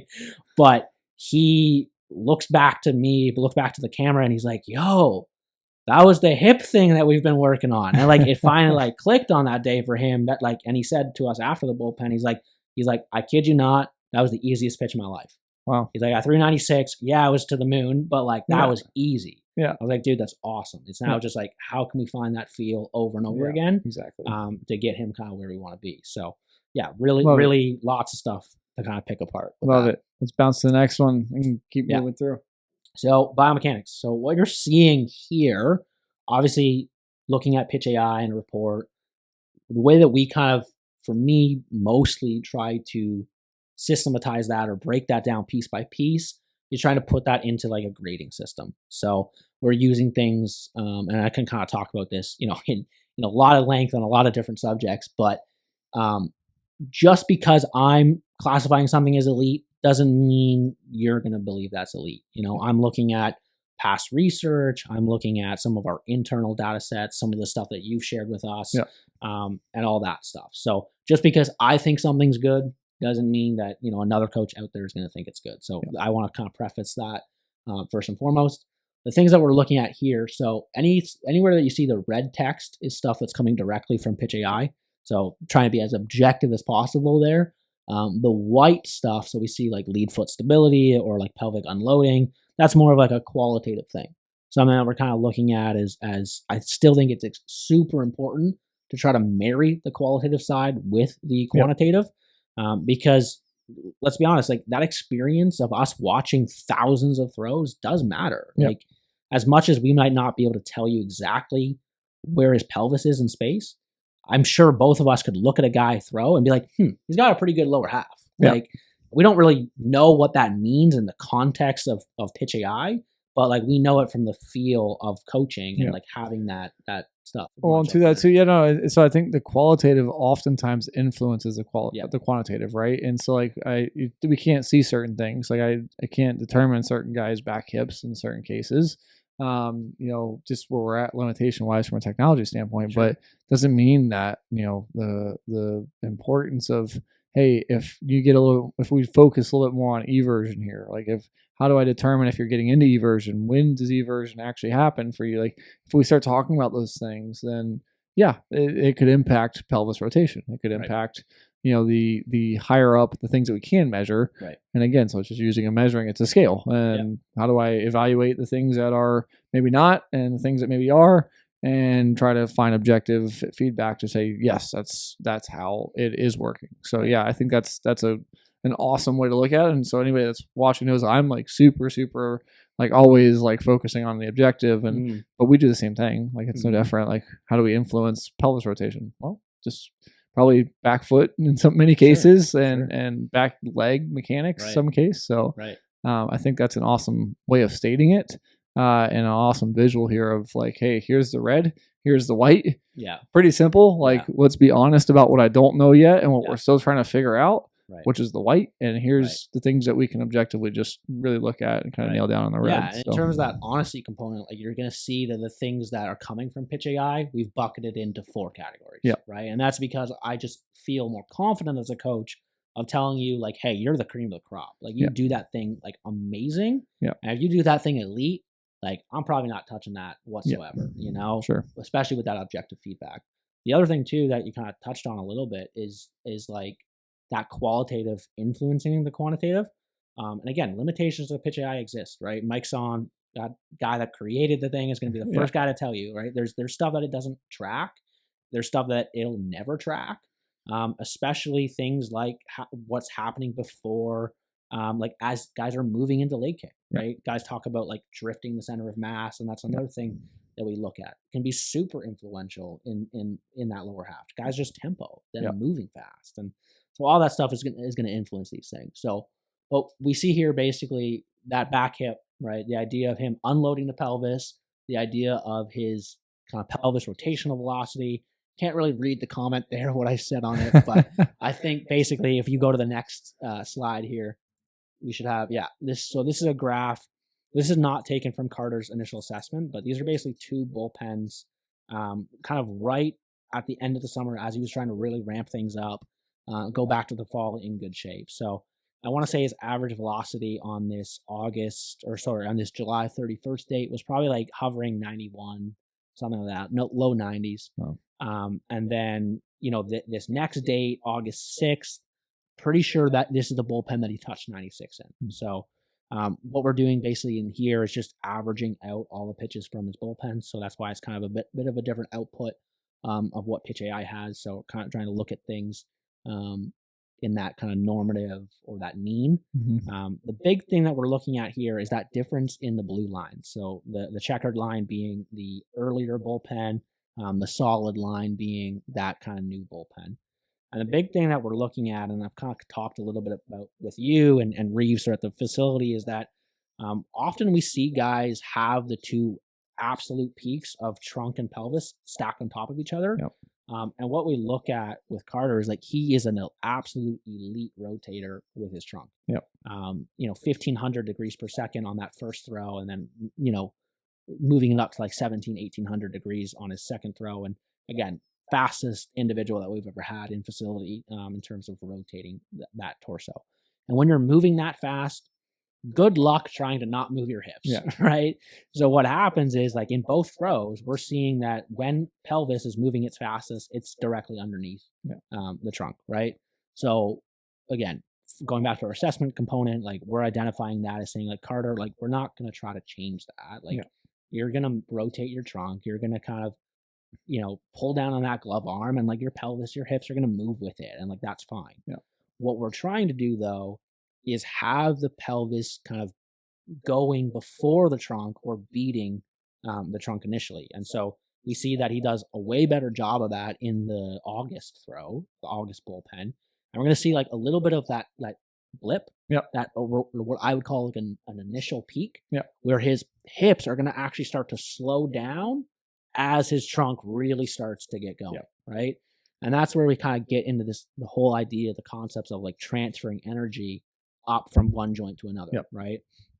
Whereas prior throw, we're going to kind of see that there is no decel of the hips and everything kind of goes together. Really cool thing about this visual is like that small change has netted us like a massive gain in trunk velocity. Whereas pelvis rotation velocity, like they're identical. Like they're moving the same speed. We've changed the timing a little bit just by his perception, trying to really focus. The cue that we kind of landed on was like popping his hips open. Yeah. So I put out a tweet tonight of a different athlete kind of talking about the concept of like get in and get out as fast as you can, Yeah. right? Don't overcomplicate it. Yeah. So again, kind of what we worked on with Carter. Trunk moved way faster, Yep. right? And again, we can kind of go down the rabbit hole of like he did throw harder, so like that's part of it, right? Yeah. Like maybe he's a little bit more, slept in a little bit more that day, Yeah. felt a little bit, more fresh, and maybe we didn't kick his ass in the weight room as much that week. So again, not saying that this is like the sole reason that he threw 96, Yeah. but saying that like this is a small piece of the puzzle that we're looking at, is saying if we can get those hips moving the way that we want to, I think you hitting 94, 95 is going to be easier, more consistent, right?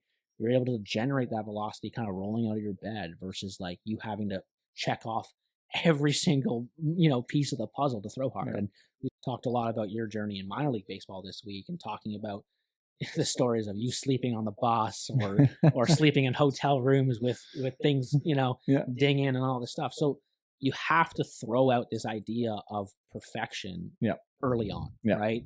What you do in high school when you're in the comfort of your home with your parents and you're getting great meals, hand fed, to you and all this stuff. Like you get into college, you get into some of these JUCOs, and then you certainly get into the minor leagues. Like that's not the treatment. Yeah. So how can we get you being the most, again, robust athlete possible so that you can do what, you're trying to get paid to do every 5th day or every 7th day or in reliever, like potentially every single day. Get up, get hot. Can you throw 95? Can you do that over and over and over again? And let's equip them with the tools that they can do that. And the idea is, you need to be your best, but you really need to be better than the guy next to you. Right. And so at the end of the day, when you're rolling through those terrible bus stops and in 12-hour rides and, getting no sleep and you're fighting all these things, the one thing you want to come back to is some sort of consistency of like, hey, I can manage if I get low sleep and I can manage my lifting schedule and probably pick up a little bit again. Like I always talked about as points, like, man, I could like pick up a few points if I just didn't if I just took the day off from a lifting take, my body's going to regenerate a little better.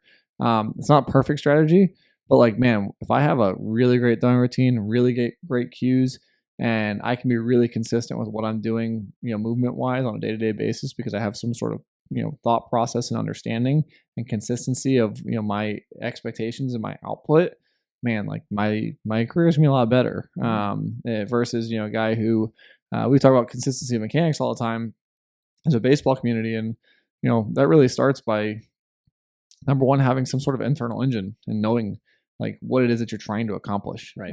And there's some really, really great athletes who have absolutely zero clue, what they're doing. But at the same time, if you really ask them questions, I say zero clue in the sense of like the objective, right? Sure. But if you ask them the questions, and you were around a lot of them, this week, you ask them questions and they may not know the exact answer in the sense of like, answering objectively how they do what they do. Mm-hmm. But man, they'll tell you straight up, like, we had a really good conversation with a guy this week and he was talking about a slider and he was like, yeah, like it's not where it needs to be, but give it a couple weeks here and it'll be good. And it's like, he just has the awareness. Like, I just need a little more volume. Yeah. Like that's experience, but that's also him recognizing that he has the goals in mind of what I want to do with it.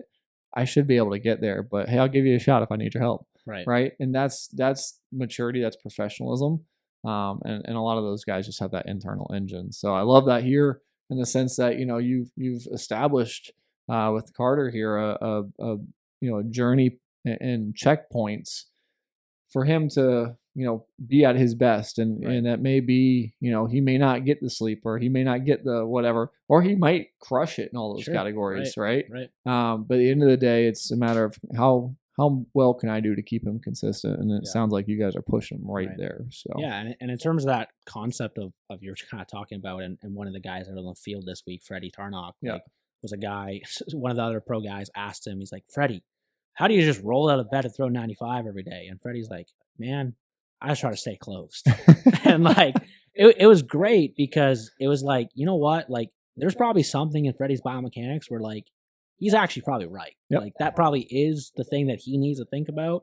And with Carter, again, the idea of like not sitting deep, right? And the other thing that we had to like, we struggled early on with Carter of like, we tried to kind of show him this objective data and all this stuff. And Carter's such a high feel guy that was like, we kind of had to go back to the drawing board and speak more his language. And so he always thought he wasn't getting enough hip shoulder, right? And that was his kind of like perspective on things. And we're looking at it as like Carter, like you get elite hip shoulder, like, you know, like it's off the charts, man. Like what we're talking about more is like, you know, really what this kinematic sequence comes down to is like stretch reflex. And like how much can we maximize that like rubber banding effect? And so again, speaking his language, kind of tried to like just ditch it and be like, you know what, every time I talk with Carter, instead of talking kinematic sequence, I'm just going to talk hip shoulder. And so like if that's the feel or that's the language and verbiage that we need to use with the guy, like, all right, like, you know, push my ego aside. Like as much as I would love Carter to know a little bit more about what he's doing, and maybe that would help him later on in his career when he's maybe, you know, been given that information, whether he wants it or not, and he starts to get freaked out about, you know, different things. Like again, where he's at right now, okay, hip shoulder is what we're going to talk about. That's fine. Absolutely. Right? And I think too, like, so one thing that we've noticed with a lot of our pro athletes, especially, is they have that high feel, that high awareness. And so what we'll do is, like you said, we'll talk their language and kind of walk them into, hey, let's explore this. And then we'll get them to that success point, and then I'll sit them down and I'll go, hey, let's look at this biomechanics report real quick. And so I know you talked about hip shoulder separation. Reality is it's not really as much hip shoulder separation we've been working on as much as it is X. And so like, look, here's the difference. Here's, you know, assessment A, assessment B. You know, assessment A and B, when we look at them, both of them, you'll see the hip shoulder is the exact same. Right? Assessment A, assessment B, what's different? Thing that we've been working on, and that is X. And so now you're able to address it, and they get the aha moment. You've also maybe educated them a touch, but you go, hey, listen, the one thing I want you to focus on, I gave you that cue. Like I gave you that thing. And so don't worry about the name of it, right? Don't worry about the name of it or how we address. It's the art of coaching at this point, right? It's saying, hey, this is what you actually should label this. Don't change the way we've been thinking about it.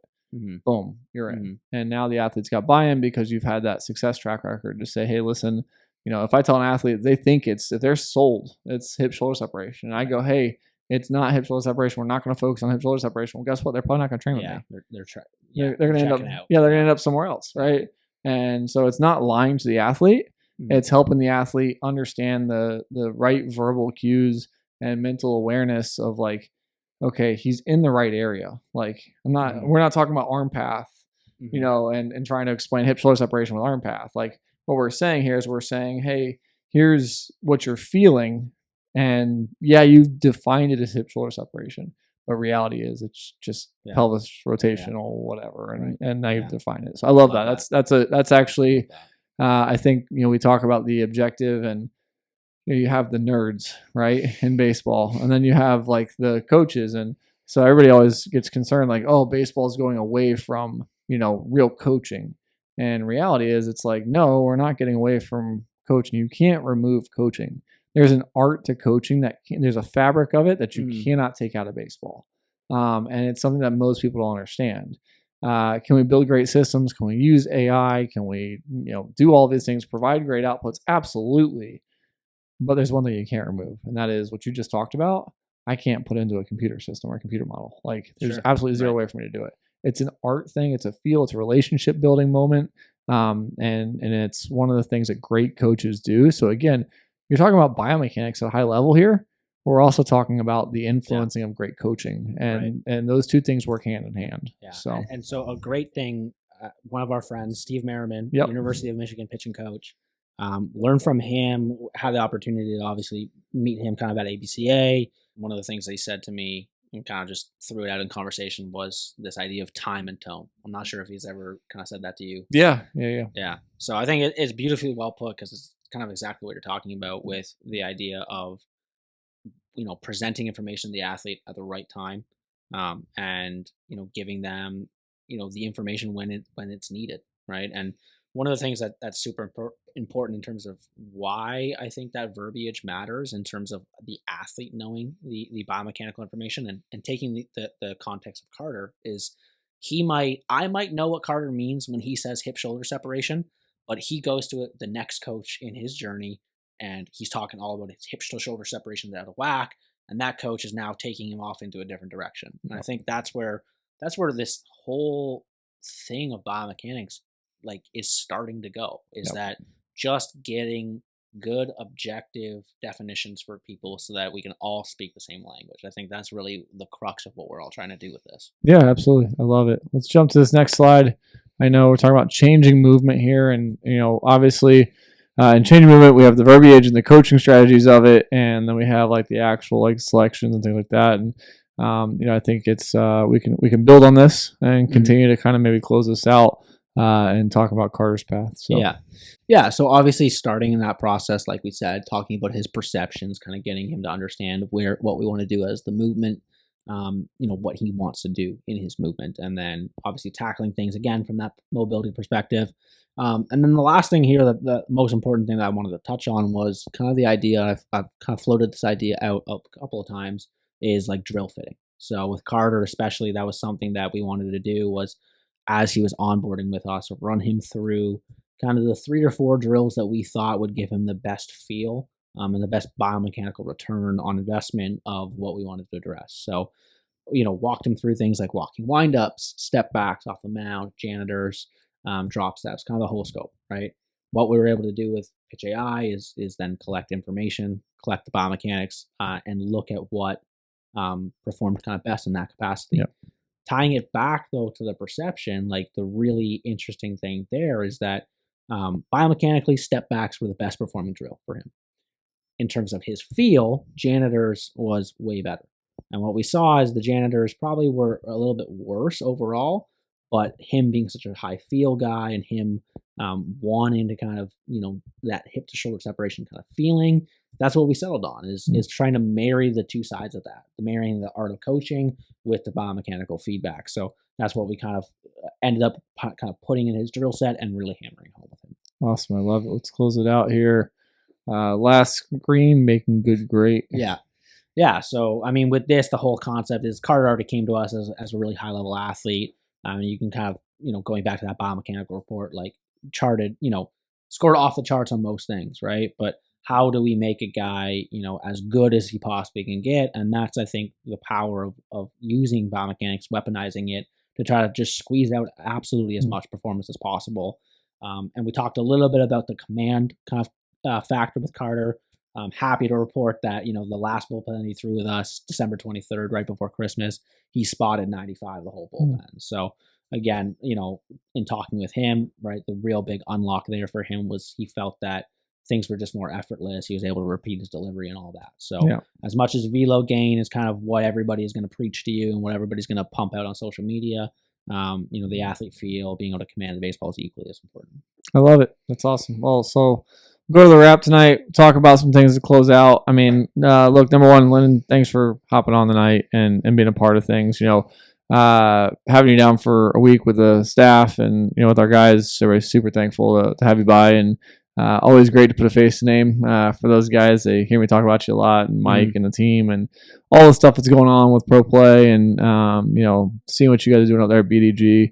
It's awesome. And, I think one of the takeaways I can give to Coach, and I'll have you touch on this as well, when I started, so we shared our stories a lot and kind of how, like for me, I was like working out of a tire barn, basically, like doing pitching lessons out of like what was an old tire barn. And I kind of laugh looking back. We had a pro guy, one of the first big league guys I ever worked with, and a pitching coordinator at the time. Just happened to stop by that tire barn one night, and I was in there running baseball savant data and doing things behind a pallet desk. I mean, I found 2 pallets and bolted them together, and that became my desk and, a little handiwork, and that was my spot. But it was working, pushing long hours and trying to figure things out.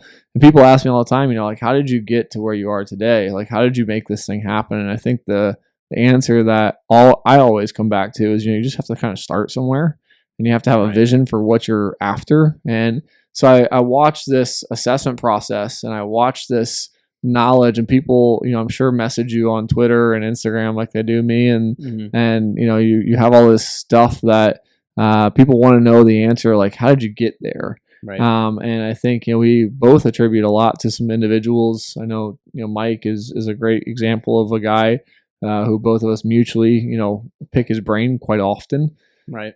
And I think there's a passion there for us connecting with those individuals. So networking is important. Sure. But then on top of that, you have the idea that like we both grab a topic and it's like, range of motion screen, and like there's a whole world of understanding and things to study and YouTube videos to watch and Instagram to, kind of siphon through to figure out who in the world is doing the best range of motion screen and why are they doing it? How does it apply to pitching specifically? And how does it apply to my athletes and where I'm at as a business? Right. And so I think, my encouragement to those coaches has been, just start somewhere. Like if it's, you want to get into this industry, you want to get going, like pick range of motion screen or pick ball flight or pick, biomechanics or pick whatever and just go headlong into it.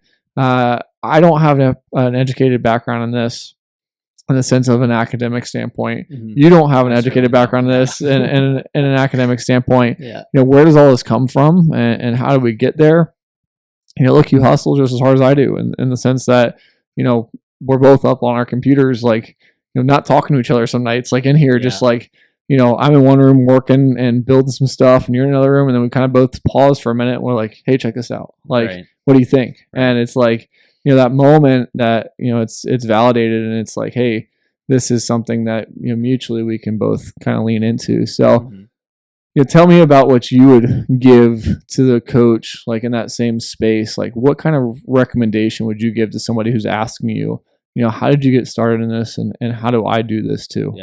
Yeah, I would follow up a lot with what you're talking about. I second that. Just get started, and I would follow that up by like put your thoughts out there, right?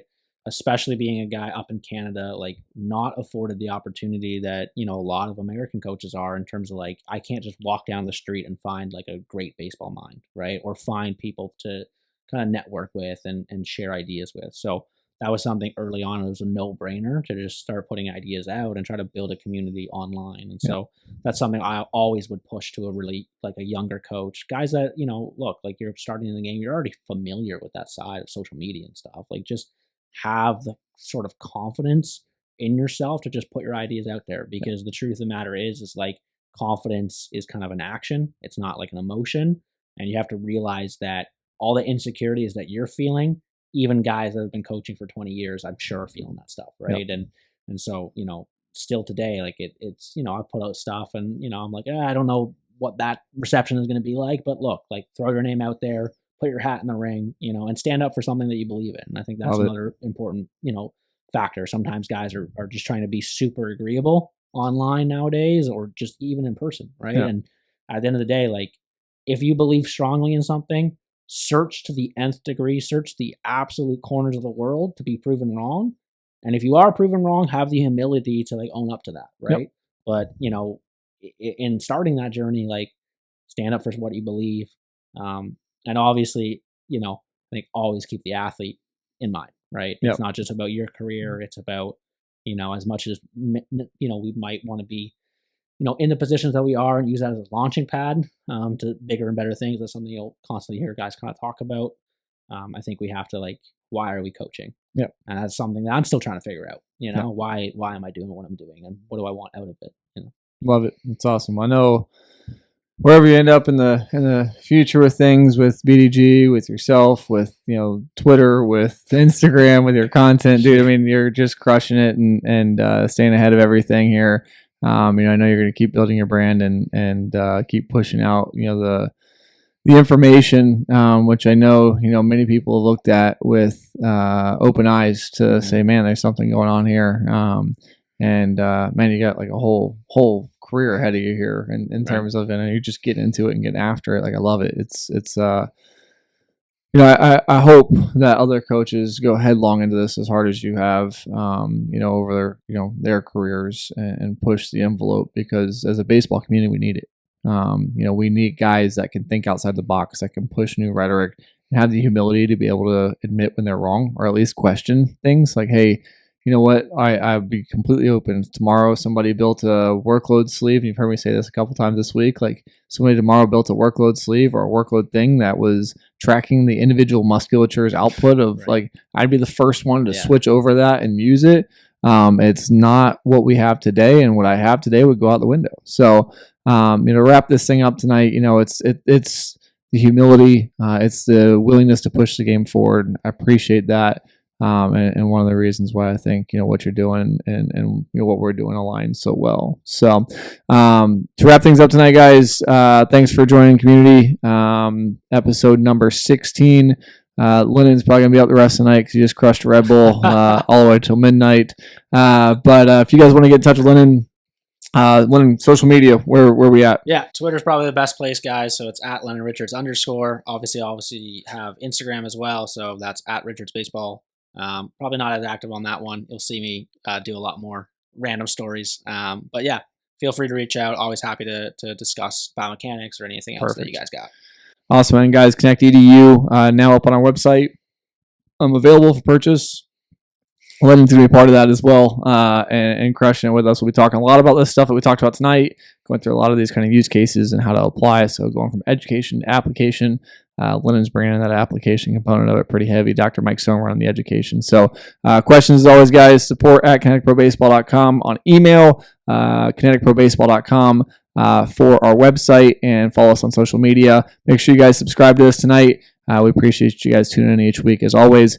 Looking forward to the next one. Our weekly cadence will now be moved to a randomized cadence where we'll be releasing these community episodes, meaning that it may not be as quite weekly, but bringing on great guests like Lennon, lining up some things like great new spaces to record from.